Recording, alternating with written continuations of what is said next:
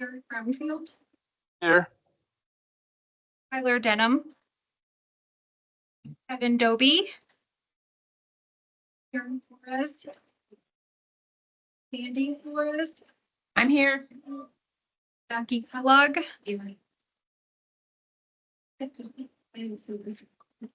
Devonna McLaughlin here, Moses Milazzo, Here. Corey Remy, Ross Schaefer, Ben Slivers, Haley Zoroya.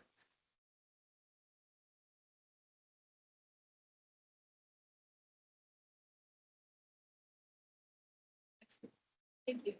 Item number 3 on the agenda is our land acknowledgements, and I will ask if any commissioners want to.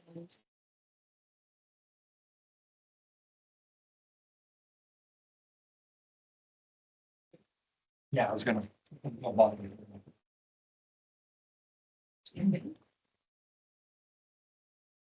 Housing Commission humbly acknowledges the ancestral homes of these areas indigenous nations stewards.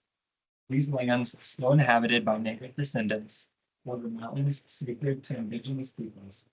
On the land, their legacies, their traditions, and continued contributions. We celebrate the past, present, and future generations who this place is held. Thank you. Item number 4 on the agenda is public comment. At this time, any member of the public may address the commission on any subject within their jurisdiction that is not scheduled before the commission on today. Due to open meeting laws, the commission cannot discuss or act on items presented during this portion of the agenda. To address the commission on an item that is on the agenda, we wait for the chair to call for public comment at the time the item is heard. Do we have anyone in the room or online with public comment? We can. All righty, seeing nobody, I will move on to item number 5, which is the approval of minutes. 5A is a consideration and approval of minutes for the Housing Commission meeting held April 24th, 2025.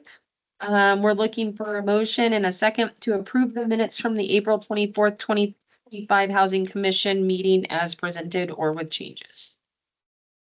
Move to approve the meeting. Awesome, thank you. We have a motion from Commissioner Flores and a second from Commissioner Kellogg. Any further discussion? All right, all those in favor? Aye. Aye. Aye. Any opposed? And any abstentions? Okay, excellent. Item number 6 is action items, and there are none, so that's super easy to do. We will move on to item number 7, which is presentation and discussion items. 7A is a 10-year housing plan update, and it's an informational item only. And I believe I'm turning it over to Adriana. Here.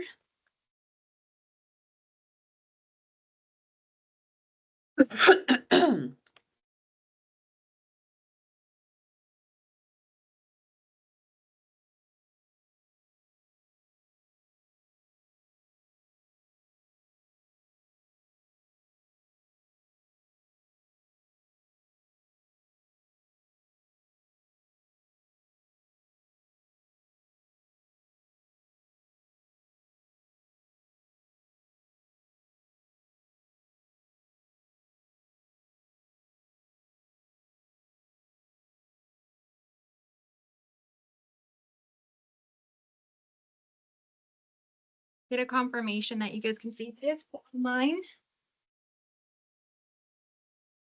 Looks great. Yeah.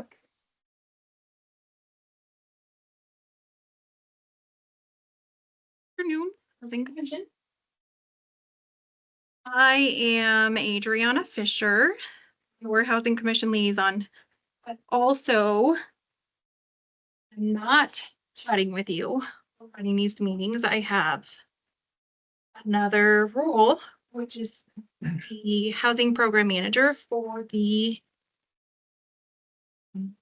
housing office. Just a moment.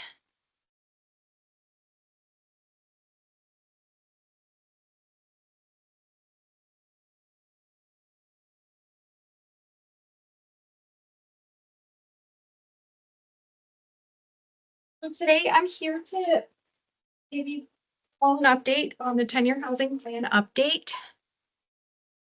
Specifically on a background of the creation of the plan. It was that year back then.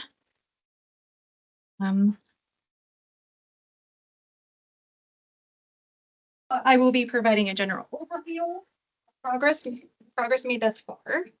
Then we move on to the selected housing plan strategies for the upcoming fiscal year, which is 2025, 2026. And then we'll wrap up with some time at the very end for questions and input.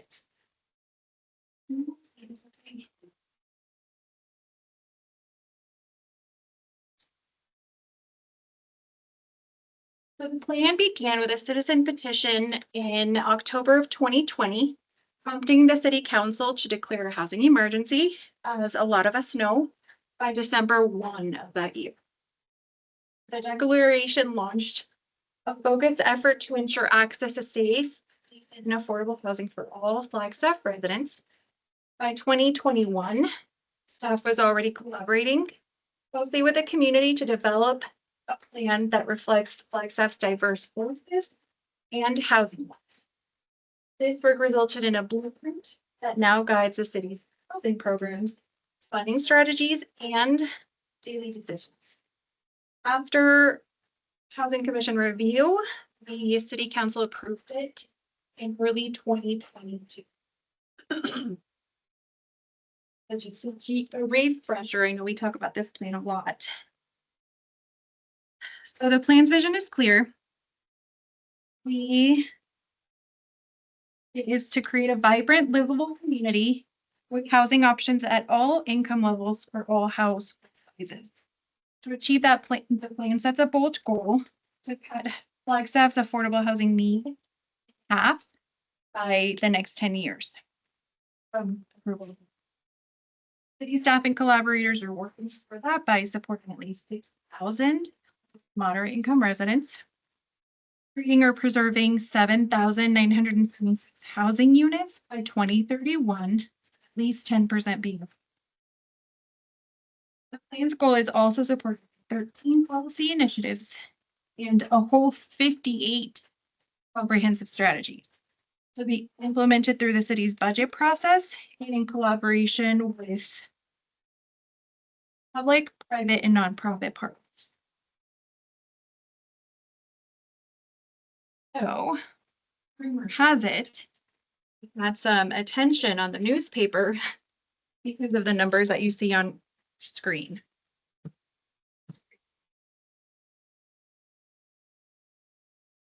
The plan's adoption, 553 residents have received support.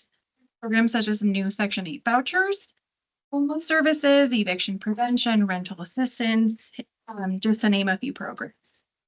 2,098 housing units have been created or preserved, 13% being affordable.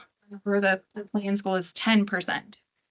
Notable recent units added include 76 units at Villas at Lake Mary, 16 affordable units at Aura, and additional units at Woodshire, Ponderosa Parkway, Crestview. And for those of you that know, Crestview is now completed because of those two new. An additional 481 affordable units have been permitted as affordable, but as you can see, they're not listed on the screen because we're not counting them until we actually get.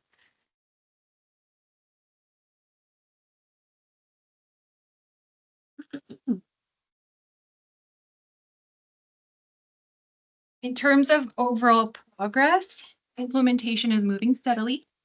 As you can see, if you remember from a few slides ago, we had 58 strategies in the housing plan. Of those, 12 have been completed. A lot of them, thank you. Right now, 23 are currently in progress. 19 are ongoing, which means that they're long-term efforts that require sustained work. They don't have a stop or a beginning. And 4 have not yet been started. So let's begin by reviewing the strategies that were successfully completed in fiscal year 24-25. Keep in mind that the fiscal year is not over. These accomplishments are key milestones marking significant progress in our efforts to address Flagstaff's housing needs. Each completed strategy contributes to the broader goals of the housing plan, starting with Create 5.2, which was accomplished through the Land Availability and Suitability Study and Code Analysis Project, also known as LASCAP.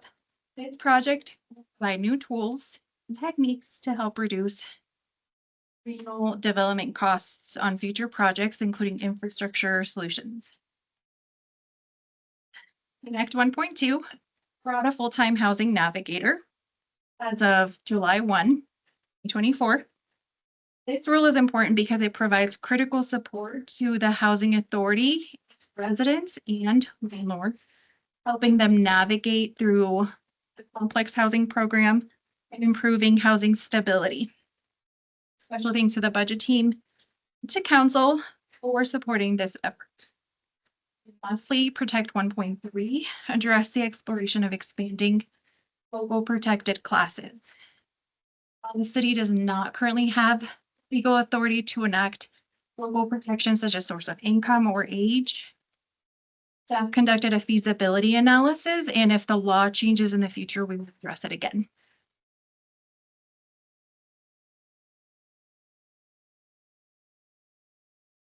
To fiscal year 25-26. Staff and collaborators have identified 33 strategies for advancement in the upcoming fiscal year. This includes a mix of new initiatives as well as ongoing strategies from previous years. Upcoming year's focus be on building on existing progress while introducing fresh approaches to meet Flagstaff's evolving needs. On your screen is a breakdown. We're good. If you can crank it down though, you can crank it down. Can you do that?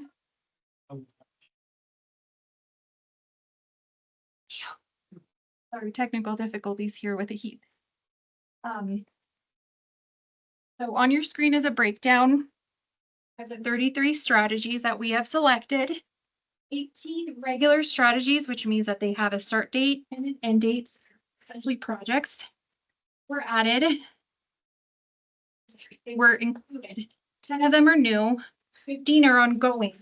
6 of those are new. And of course, staff will remain open to emerging opportunities as housing needs, funding, and conditions.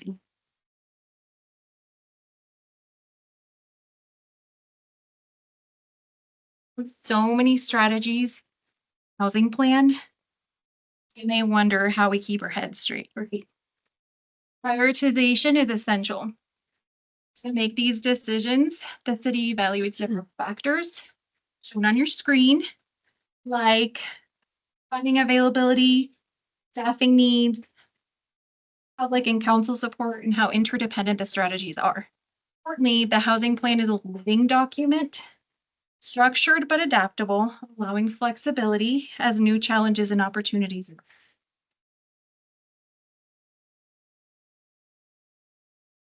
Let's move on to the good stuff. I'm not going to be reading word for word.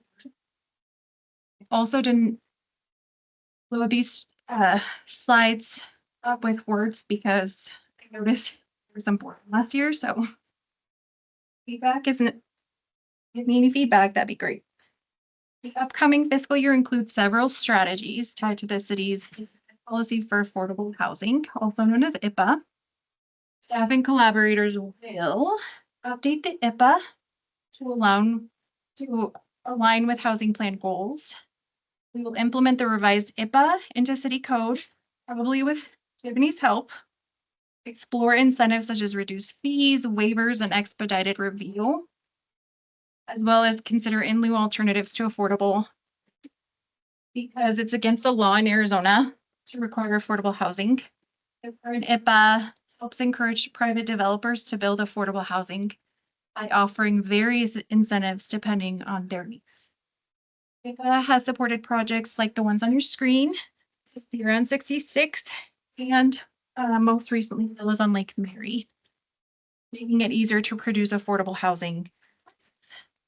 A minor administrative amendment, you were listening to City Council this week, was approved by City Council. The entire document will receive a revamp following the last cap project's completion. These new strategies will help to improve and expand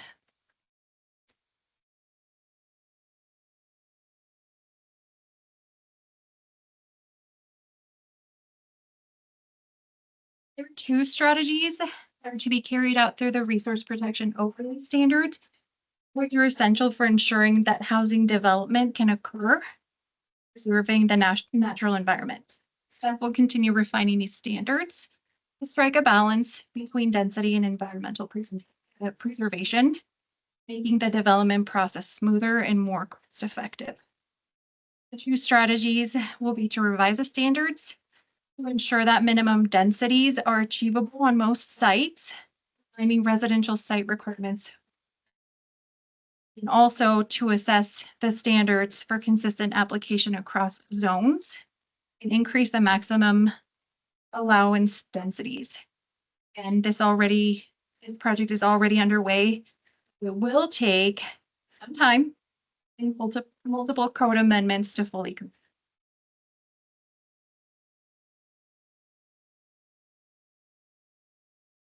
Strategies are related to affordable development and landlord incentives.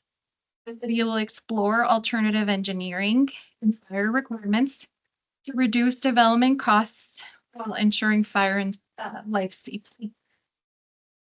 Prioritize development of city-owned land for affordable housing and assess other city parcels for mixed income options. Like the middle photo on your screen. This is actually Clark Homes. And then we will explore incentives for landlords who rent to tenants with housing vouchers or rental barriers like poor credit or criminal history. These strategies aim to expand access and reduce barriers to the housing spectrum. We said there were some strategies that were being carried over from previous implementation plans. We're starting with these regional plan strategies. As you know, the regional plan is a massive project. There is a lot of community participation. Sarah Dector and the county and team have been working really hard on it. So these 24-25 strategies will advance that update. We will support higher density for affordable housing in regional plan updates. We will identify suburban areas suitable for increased density and intensity. And we will revise a community character chapter and policies to include cost-saving methods that reduce the conflict between affordable housing, historic preservation, and urban design. And lastly, another goal is to remove barriers to adaptive reuse for affordable housing and land use policies. These updates will help align long-term land use policy with housing affordability goals. In June, the draft regional plan will go to council for adoption, and then the voters will ratify in May of 2020.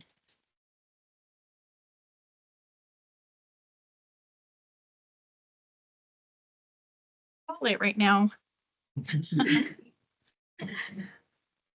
Just kidding. Seriously. Investing in affordable housing and improving access for residents is another key focus area for the city. Through the strategies on your screen, the city will explore community land trust and public-private partnerships to develop affordable housing ownership units. Create a fund to acquire land and/or units for housing as opportunities arise and looks a little more packed. Identify resources to assist households experiencing homelessness, those at risk, first-time home buyers, and affordable housing for these groups.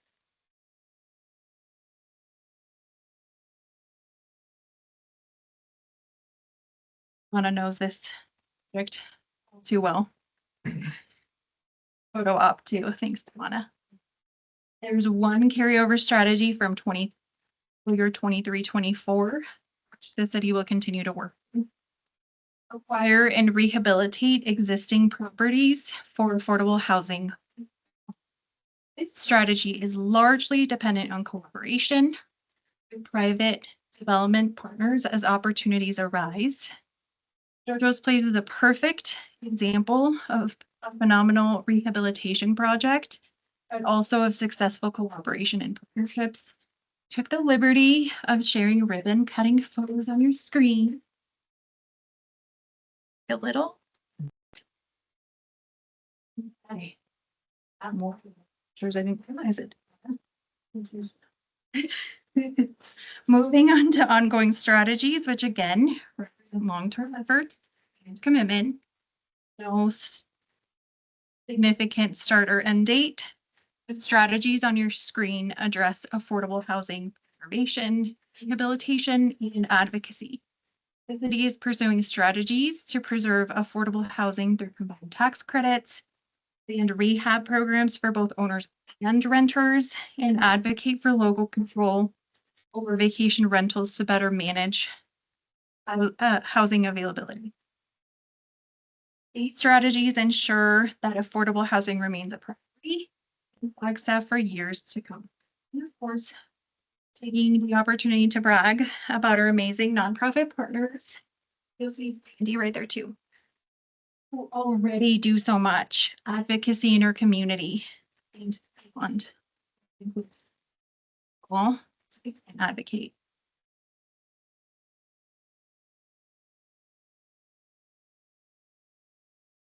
Fostering equitable housing practices is at the heart of the housing plan. Through these strategies, we're increasing access to housing, community education, promoting healthy and inclusive housing types, and encouraging diverse mixed income. This will ensure that all Flagstaff residents, regardless of background, can thrive in a diverse and supportive.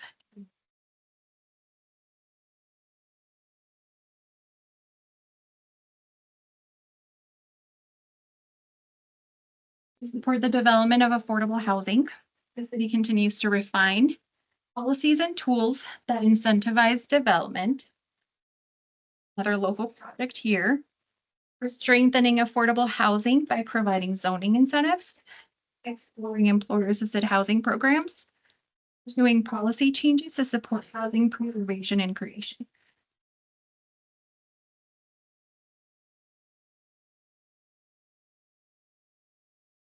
This one's all about equity. Through the strategies on your screen. Now, we're advancing housing equity by strengthening coordinated entry systems to connect people to housing, health services, evaluating city policies through an equity lens, and supporting equity-focused community efforts, raising awareness of housing as a key factor in overall health.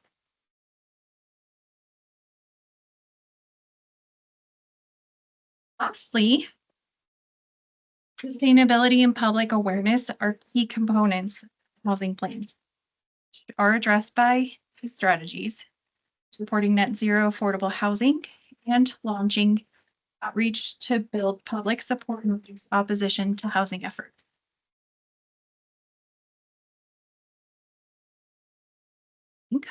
Flagstaff's housing challenges were not created overnight. They won't be solved overnight. Is moving forward strategically, as you can see, deliberately and in collaboration with partners across sectors, due to all city staff and departments who have contributed their expertise. This is truly a collaborative effort. Thank you, commissioners and online commissioners too, for your continued advocacy and dedication to affordable housing.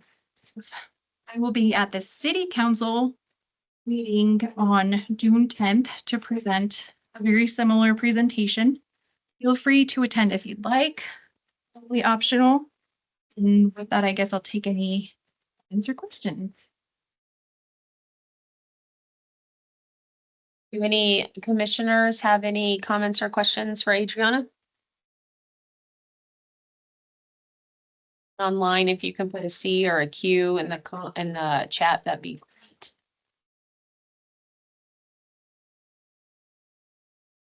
Okay, seeing none, thank you so much, Adriana, for the presentation. We appreciate it and all of the success we've seen so far. It's nice to see update on that. So thank you. And to staff in general for getting all that data together. Item 6B, 7B, sorry. Staff is requesting feedback from the commission on a zoning code text amendment updating high occupancy housing standards that are tied to designations within the current regional plan that are not proposed to be carried over into the new regional plan. It says no recommendation. But you're asking for feedback. Okay. But not a formal motion, is that? Sorry, thank you, just wanted to clarify. And I'll be turning it over to Tiffany Antol. Thank you, thank you. First I want to make sure that everybody can hear me okay from this location. So online. So I promise, you'll be getting a little bit of a break from me after this. But the high occupancy housing is a zoning code text amendment that occurred about 3.5 years ago now, almost 4 years. Came into effect about 4 years ago. And the primary purpose for high occupancy housing, it was really to address the large mixed use student housing projects that we were seeing developed over and over again. And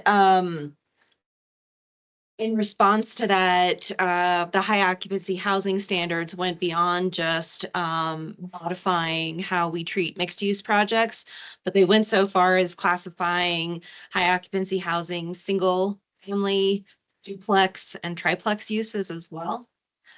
For the most part, these standards that I'm going to talk about today are the large scale, the mixed use. We're not working on adjusting the smaller HOH at this time. So the draft regional plan is coming up. In its draft form, it should be hitting its public hearing cycle here pretty quickly. And then of course, it'll need to go to a vote of the public. It is altering some of the existing land use categories in the existing regional plan that our current zoning code standards for high occupancy housing are dependent upon. Those include things like an activity center. Primarily the activity centers in whole, they're changing quite dramatically. They're changing in area, they're changing in shape. So we have a lot of properties that come into centers and we have a lot of properties that go out. It will make implementing these standards very difficult and it may likely make us more vulnerable to additional Prop 207 claims. We have about 200 207 waivers already on the zoning code when this was adopted anyway. So just so you know that there already are a large amount of properties out there that have been exempted from the high occupancy housing standards. I will tell you the vast majority of those are single family than the larger mixed use, but there is a good mix of both.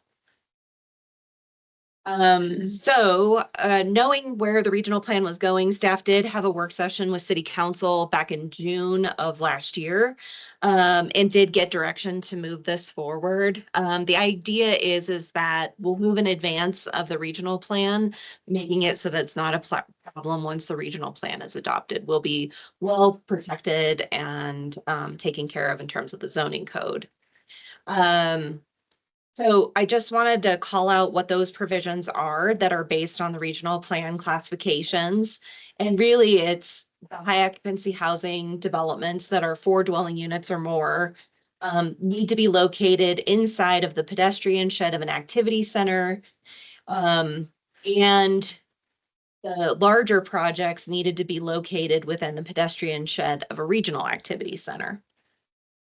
Additionally, these projects in commercial zones had to be located within 300 feet of a commercial corridor as defined in the general plan. Again,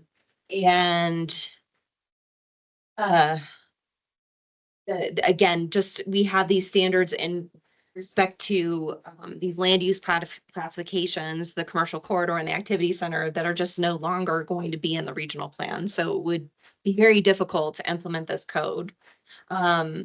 Also, as mentioned by Adriana in her presentation, one of the suggested strategies in the housing plan is to adjust our density tables. So there was a little bit of movement in terms of our density tables when the high occupancy housing code was updated. Right now, the way our density standards work is for all properties outside of the RPO, there's one set density. It's generally higher. And then for all properties within the resource protection overlay, there is another density standard, which is generally lower. So I have an example of what that looks like, what the differentials are between numbers coming up here in a second.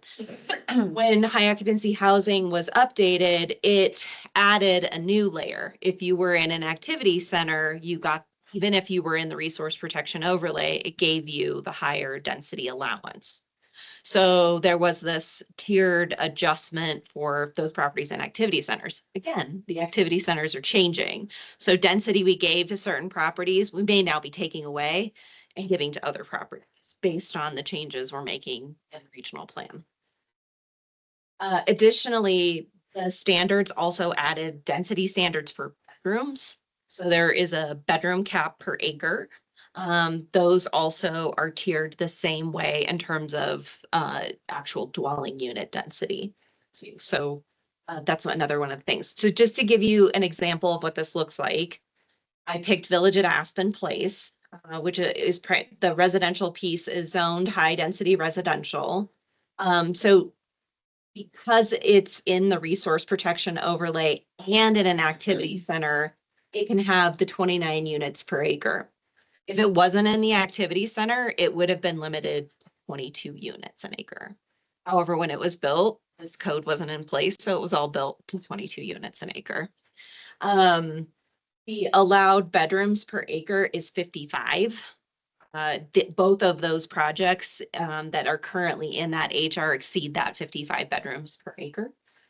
So they technically fall now into the definition of high occupancy housing, even though they weren't built as high occupancy housing.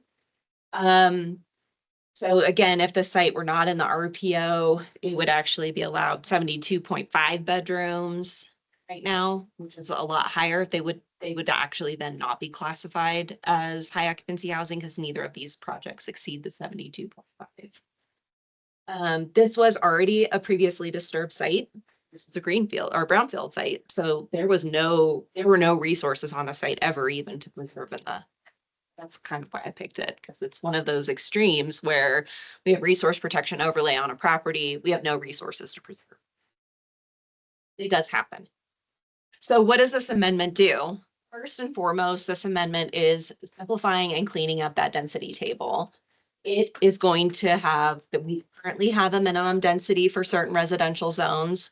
We will have one maximum, and that's it. So that is per that strategy in the housing plan. No more complication of whether you're in the RPO or in the RPO in an activity center, just one maximum. So it is about meeting your development standards. It's as if we made an assumption that if you were in the resource protection overlay, there was no way you could achieve those higher level densities. And I'm here to tell you that's just not the case. With those development standards, it's definitely possible to still meet that and meet the resource protection overlay requirements. So we're just going to level the playing field and go with those densities. Same thing for bedrooms. We're just going to clean up that table, make it pretty simple across the board and not have these what ifs. If my arm was missing, I can have 2 more density units. But if my leg is missing, I can have 10. That's the situation. All of those kinds of caveats that we make in the code, it just makes it more complicated for our customers to use. Next up, we need to modify those development standards. And again, this is really applying to the developments that are 4 units and greater. So these are the much larger projects. So the first thing we're doing is we're making a slight amendment to the definition. We're replacing an or with an and. And the magic that just an or with an and does, just so you can understand, is that it brings back a bit more life into our form-based code. So when we developed these high occupancy housing standards, we really haven't had a form-based code project come in and come through the code. The reason is that form-based code doesn't deal with density in the same way that our conventional zone does. It deals with the type of building, a building form, and so it just doesn't meet out density in quite the same way. And form-based projects can often lead to projects that are well above 29 units per acre. And in fact, it's one of the only ways in the code to really get right now above 29 units per acre. So what was originally suggested was to sort of, address the issue of high occupancy housing, and some of our larger concerns was with the projects that were high density, but also high number of bedrooms.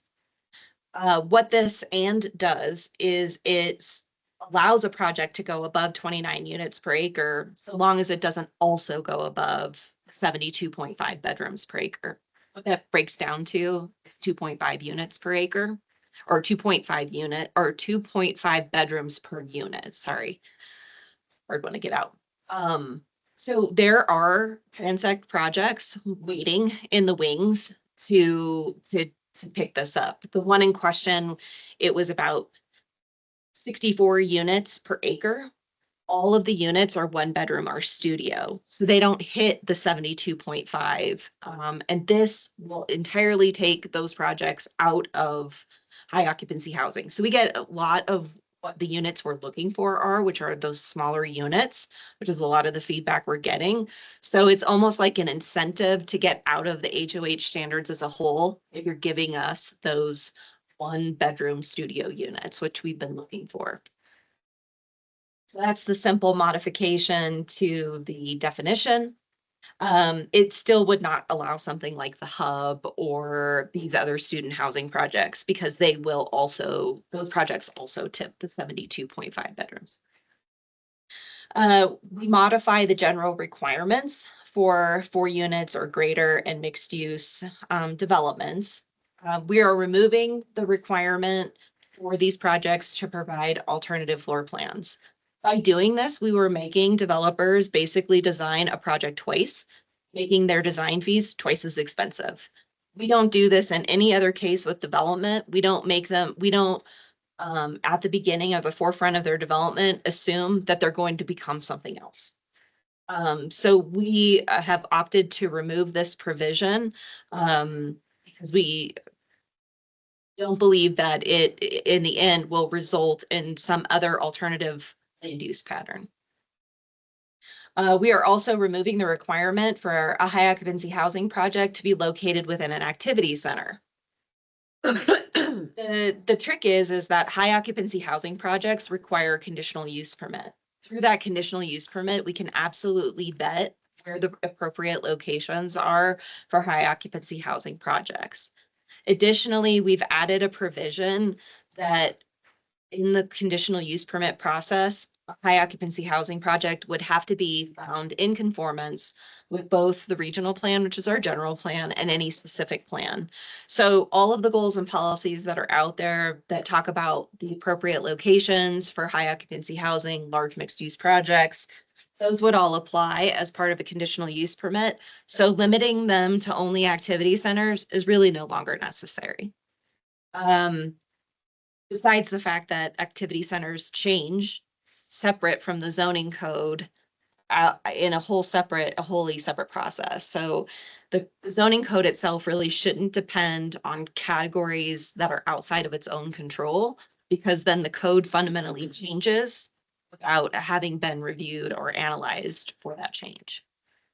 We also removed the limitations on the size of the high occupancy housing projects and different categories of activity centers. So right now, if you're more than 50 units an acre, could only be in a regional activity center. We don't have regional activity centers anymore. We don't even have that classification in the regional plan. So it's important to remove that requirement. And like I said, those goals and policies that remain out there a project would have to be found in conformance and those goals and policies exist.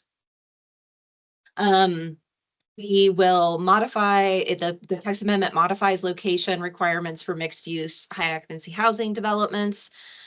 This was in regards to that 300-foot separation from commercial corridors.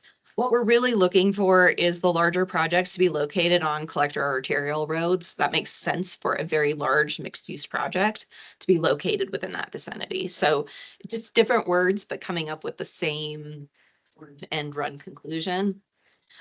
Previously, we had footprint limitations based on being in a historic activity center. So we've replaced that with our historic zoning overlays instead. So that's something that's controlled within the code itself rather than the historic activity centers, which again, no longer exist in the regional. The code removes limitations on the size of high occupancy housing projects and the different categories of activity centers. Said that. We also update the waste management and the crime-free multi-housing requirements. So we've gone ahead and we've met with sustainability in terms of the waste management update, and we've talked to our police department in terms of the crime-free multi-housing. And what we've replaced it with is a standard that large projects just need to meet with and consult with our police department to ensure that they have a safety plan for the project. Generally, when you have, as we've worked with these projects over time and you have a high number of people living in any one development, it's really important to have a safety plan in place for how you'll handle things and to have those contact information. So these were the provisions that were all originally based on land regional plan classifications, and I've pretty much covered them. So that is the big gist of this text amendment. I wanted to bring it all to you to let you know that this was something that's been long planned out. The big change that they see in terms for the Housing Commission is just to understand that this sort of levels the playing field for density across all zoning categories, regardless of whether they're in the resource protection overlay or not.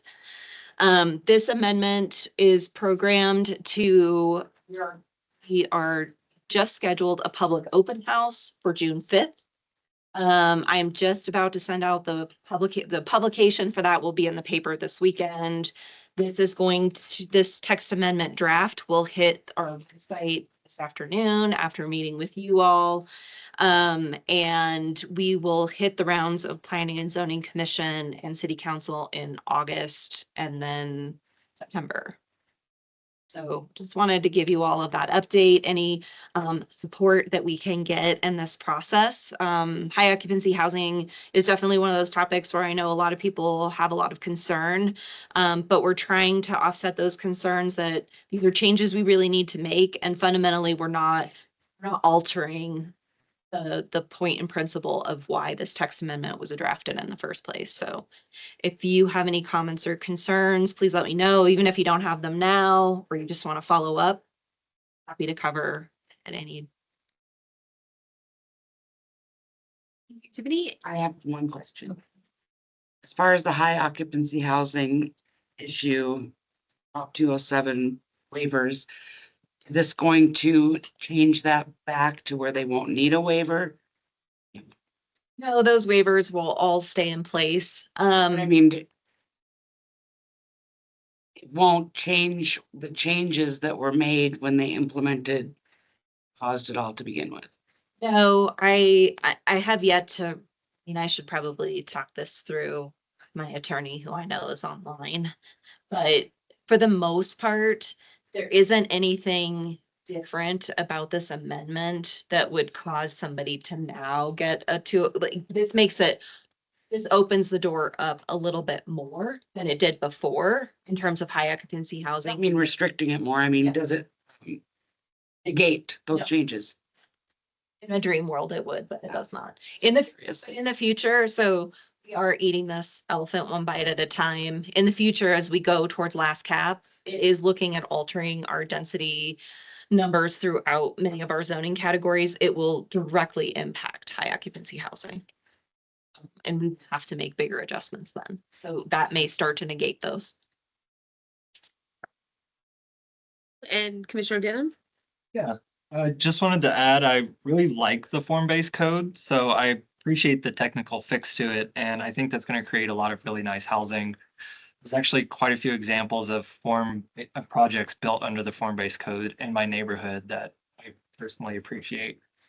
So I'm really happy to hear that. I did have a question. Did I hear correctly that this gets rid of the minimum densities? No, it doesn't get rid of the minimums. Okay, okay, It's the minimums, but only one maximum.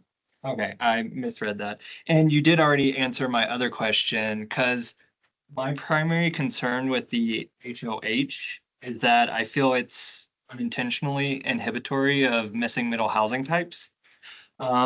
And some of the densities that are currently in there are definitely inhibitory, like duplexes, triplexes, fourplexes, certain setups of those. But it sounds like that's not the purpose of this. You're gonna circle back to that later in the. Okay. Um, yeah, then I do just have one other thing, I promise. I love how I never get it done fast enough for Tyler, but he's starting to get that I'm peeling the onion back slowly. So I appreciate that, Tyler. So we've talked about this before, but I think it's very useful to have this conversation in public.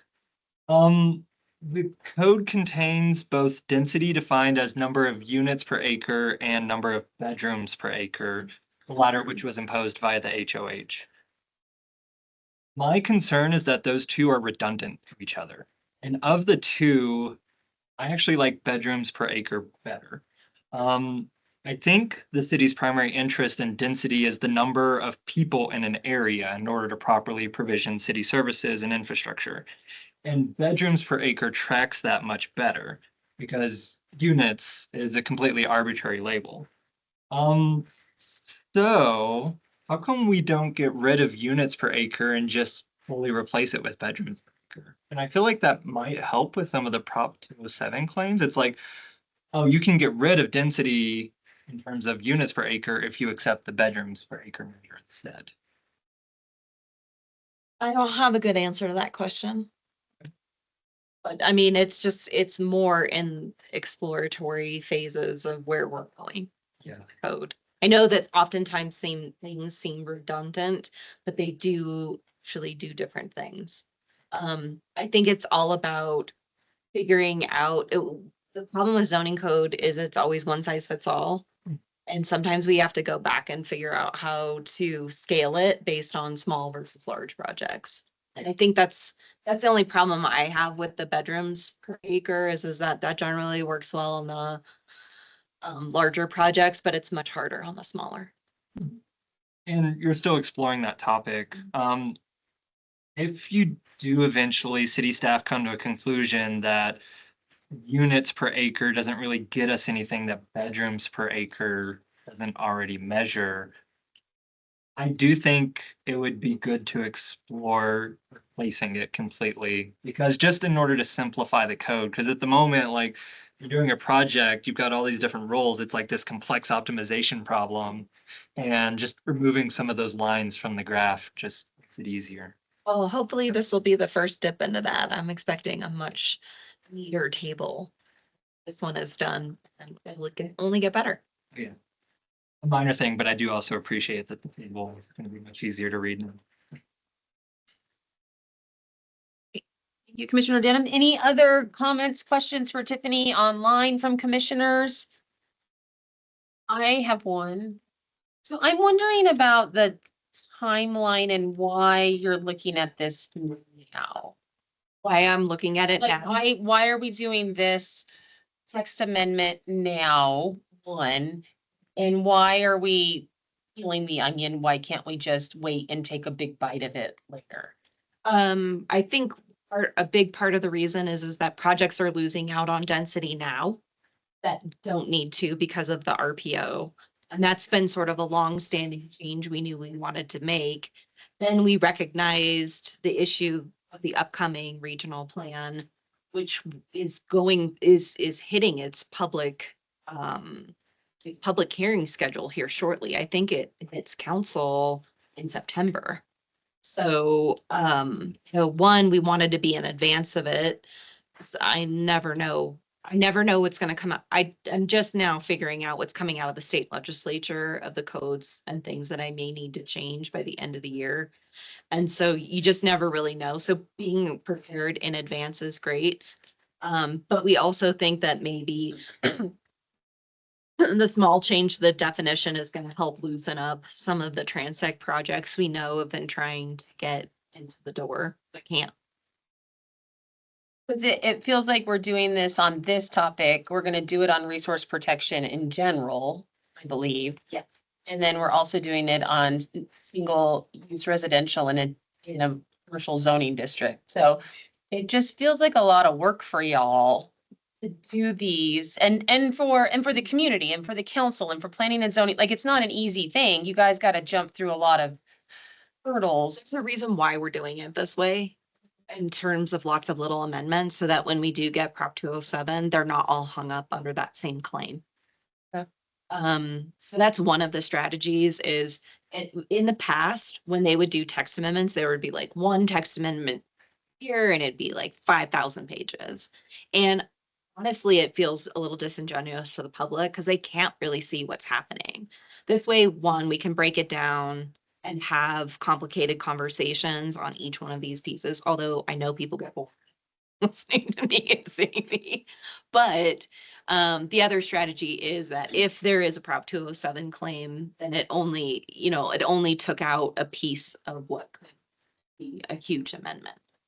Well, and for me, it's not that I'm bored because I'm not. It's how do they relate? So how does this relate to just the RPO conversation that we haven't had yet? And because I'm guessing they are related since this addresses RPO. And so it's hard to keep up with any little changes over time, for me. And so I'm just trying to pay attention. And then it just feels like a lot of work. And so like, if we're kind of getting close, but we're not there yet, but we're gonna do it again.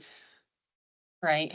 So I just say that out loud. Like, I don't envy you having to do these multiple times on many small issues that may or may not be addressed with last cap. Yeah. So, I'm also trying to keep us moving moving forward in a way that I can that doesn't overlap too much with last cap.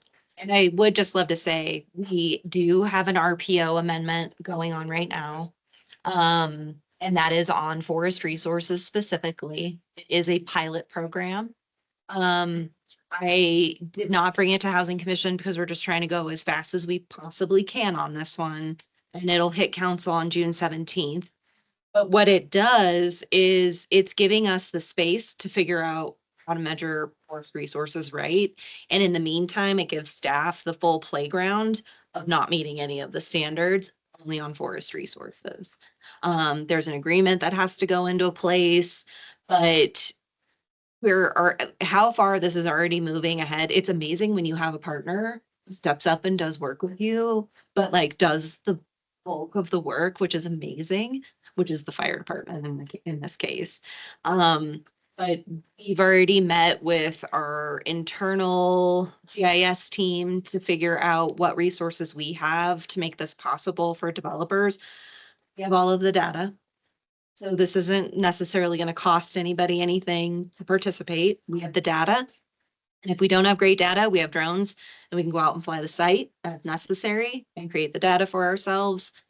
We've tapped into models created by the Forest Service, so we can run regression analysis and determine height and size, the diameter of trees. We're looking at only saving large growth trees. So one of the things that I got back from the Planning and Zoning Commission is they were like, well, you gotta have some minimum in there. You have to, I'm like, nope, because I don't know what it is yet. And I don't know what the parameter is we're gonna use in the future code. The saving grace kind of it all is that if we go out and attempt this and we don't do what the community expects and we fail, then back to the status quo. But we think that we're going to come up with something really good and it's really falling into place and it's not going to cost people more money. And that's all the good news I have to share. So that's making some good progress. And we hope it's going to make a real difference in terms of, because part of the requirements in the code specifically state the goal is about meeting urban neutrality and meeting minimum housing densities. as our goals. Yes, too. So that is a priority set in that. Right, I'll do a last call for any other commissioner comments or questions. And then Adrian, do I need to open it up to public comment too? Should. Okay, so then, is there anyone not on the commission, because you had your chance, who wants to provide public comment on this topic? Right, see nobody jumping online and or in the room. Thank you. Tiffany, we'll move on to item 8, which is informational items to and from commission members, staff, and future agenda item requests. 8A is an update from our Housing Authority liaison. Commissioner Malazzo, do you have any updates for us? I do not. Our regular meeting for the Housing Authority was canceled because there were no action items. I don't know if Sarah has an update, if Sarah's around, if Sarah has an update on the vouchers that we might be acquiring from Williams, but other than that, I don't have anything to report. Thank you. Okay. Thanks, Justina. Oh yeah, Sarah's not in attendance. So, all right, we appreciate that update. Thank you. And then item 8B is an update from housing commissioners and other informational items. Do any housing commissioners have anything they want to share?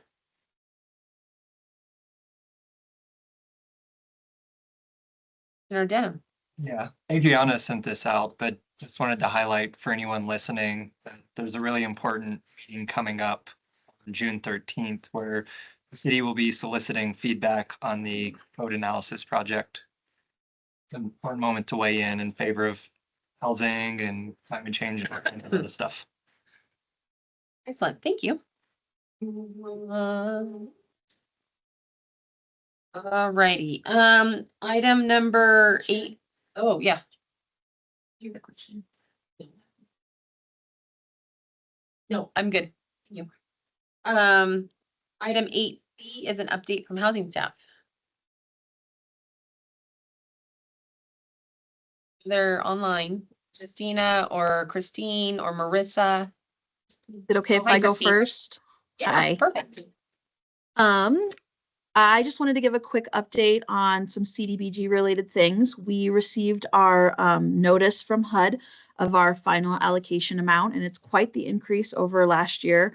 Last year's was about $588,000, and this year it's $656,000, give or take a little bit. So we're really excited. We are going to be funding mostly what we recommended when we came to meet with you all, but we have extra money in the public service category.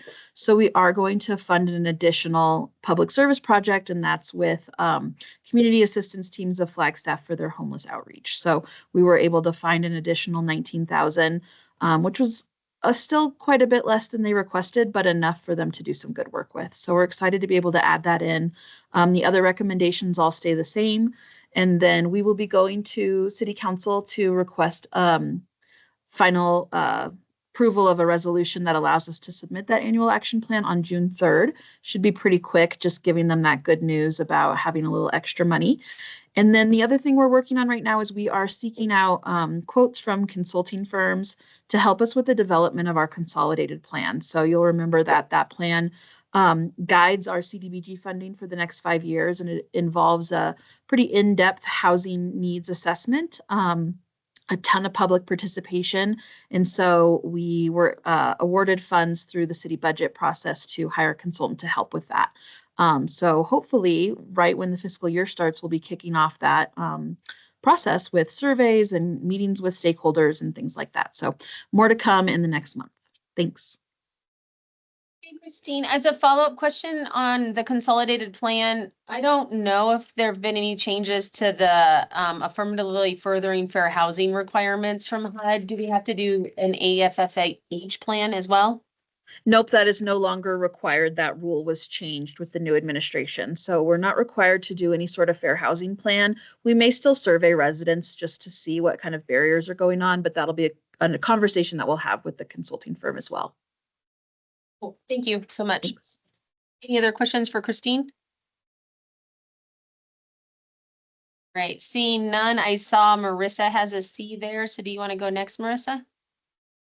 Sure, thank you so much. Yeah, I just want to let you know as of today, we are halfway through our owner occupancy verification process.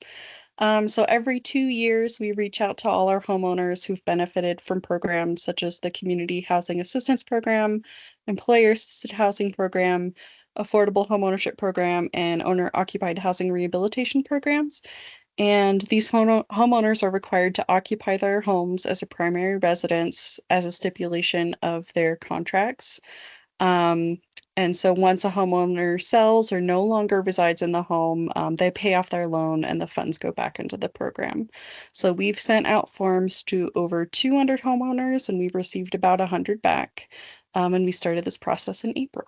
So that's all I have. Thank you. Thanks, Marissa. I see Jen is our next C in the chat, so do you want to take it away? Yes. Hi, everybody. Oh, sorry, there's like glare on my computer. I just had two really quick things I wanted to update everybody. First, we're already hiring or in recruitment for the housing planner. I know Jess Donahoe said goodbye in April, I think at our last meeting. So it feels crazy to have already got that position out with HR. They're very helpful. So I actually have, just in case any of the commissioners or anyone on the call is aware of anybody who might be interested in that position, I'm going to include the link to that job description right here. So spread the word. We've actually had a really great turnout, lots and lots of applications, lots of interest, which is great. So the other item, Adriana touched on it earlier in our meeting. This last Tuesday, May 20th, Council approved a amendment to the incentive policy for affordable housing. It was a really quick, kind of surgical, I like that term, surgical little amendment to update some of the terminology used in the plan so that we're not referencing outdated or incorrect terms related to the fees we charge. So that was really quick and easy. It was a success. And as we all know, we have a lot of heavy lifting to do developing a brand new comprehensive incentive policy strategy after the last cap. So that's definitely coming. But yeah, those are my two items. Thank you so much. And can that link maybe be emailed out for folks who aren't online on Teams? For the job description I'm posting? It can. Yes. Okay. Thanks. Thank you. Are there any other updates from staff? Oh, Adriana. So, this is the big news. Earlier today, we met with the ranking committee on the bond-funded home buyer assistance and education program to review the ranking of the RSOQ, and we had one clear answer that's higher, that being Housing Solutions of Northern Arizona. So we will be in contact with Housing Solutions for negotiations of the contract that will be coming to you all in June and to council on July 1. So. Housing Solutions. Any other things to share from commissioners, staff? So I am excited to announce then at 2:06, we will be adjourning. Item number 9. Thank you all so much. Hope you have a lovely rest of your May and a great start to your June. All right. And it's fancy. It is. I like it. It's cool. I should bring one for everybody. Oh, do you have personalized pens? Yes.